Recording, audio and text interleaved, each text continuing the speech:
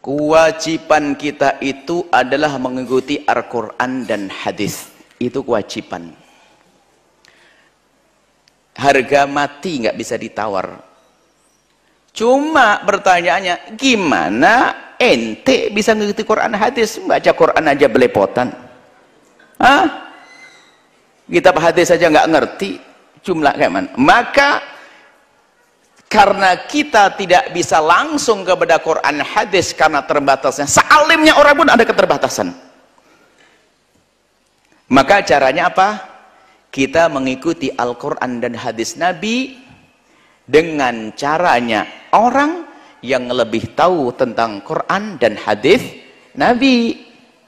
Dan orang yang lebih tahu tentang Quran dan hadis Nabi itu sudah disepakati ijma', kesepakatan ulama dari masa ke masa, mereka adalah para mujtahid. Mujtahid itu bukan orang yang bisa membaca Al-Quran, tahu maknanya lalu membuat fatwa. Tidak, mereka mengumpulkan hadis-hadis di otaknya, kemudian ketakwaannya kepada Allah, Quran, semuanya, kemudian setiap permasalahan itu diskusikan terus sampai keluar, didiskusikan, maksudnya dibahas, dikaji oleh beliau sendiri. Imam Syafi'i, Imam Malik, Imam Ahmad, Imam Abu Hanifah. Beliau punya perangkat untuk memahami Al-Quran, bukan sekedar bahasa Arab. Untuk memahami Al-Quran tidak cukup dengan bahasa Arab, ada perangkat yang lainnya. Ada ilmu yang saat ini sudah dibukukan menjadi ilmu usul fikih. Untuk hadis ada ilmu usul hadis, tafsir ada usul tafsir.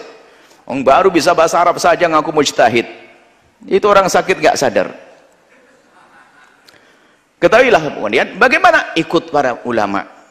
Ngikuti ulama, anggap saja ulama terdekat kepadamu, kita ngikuti guru kita, dan ternyata guru kita pun juga sama mengatakan, aku pun tidak punya kemampuan yang maksimal di dalam memahami Al-Quran dan hadis Nabi. Akhirnya guru-guru kita pun, maka saya ngikuti ulama. Tidak satu ulama, banyak. Ada Imam Romli, Imam Nawawi, semua pemahaman tentang masalah hukum wudu, saya ngikuti mereka. Sebab mereka itu ternyata mengkaji, dan semuanya juga dari Quran dan hadis. Jangan sampai ada yang mengatakan Imam Syafi'i tidak pakai Quran hadis. Ada orang, jangan ikut Syafi'i, kita perlu ikut Quran hadis Nabi. Ente tidak sadar kalau ente kurang ajar, seolah-olah ente ngomong Imam Syafi'i nggak pakai Quran hadis. Ini paling kurang ajarnya manusia. Imam Syafi'i paling ngerti Quran, paling ngerti hadis. Lah karena kita tidak mampu, kita ngikuti ulama. Dan ternyata ulama-ulama pun mereka juga tawadhu, mereka tidak sombong.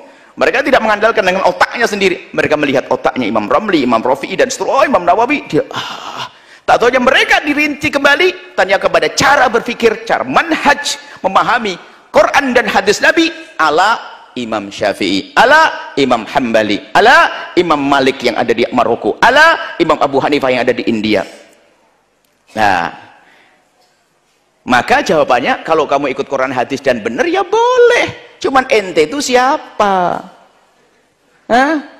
Maka yang paling tepat ya sudah, yang dilakukan para ulama bermadhab. Bermadhab itu maknanya mengikuti ulama, bahkan bukan satu. Sehingga kita menemukan antara Imam Romli dengan Imam Ibnu Hajar itu ada perbedaan pemahaman, tapi kembalinya kepada hadis, kadang hadis yang sama. Bahkan tidak semua hadis harus dipakai, ada hadis tidak dipakai. Karena apa? Oh ternyata sudah dihapus. Anda tidak tahu kalau itu mansukh.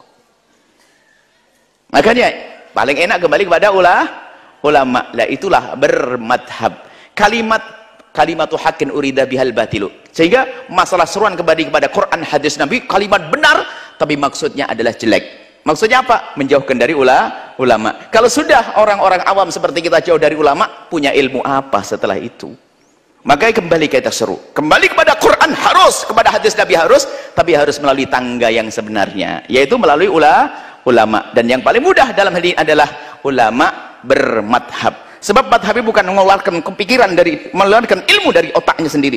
Mereka mengkaji, sehingga mencari kitab ini ringkas dari kitab ini terus sampai sambung kepada ulama. Imam Abu Hanifah, Imam Malik, Imam Syafi'i, Imam Ahmad ibn Hambal. Maka cara kembali Quran hadis Nabi adalah harus.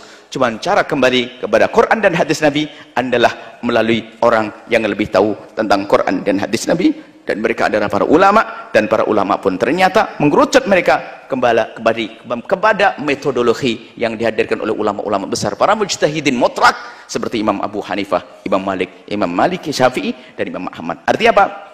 Kembali kepada Quran dan hadis Nabi adalah dengan cara mengikuti ulama. Dan mengikuti ulama dalam bahasa lain adalah bermadhab. Wallahu a'lam.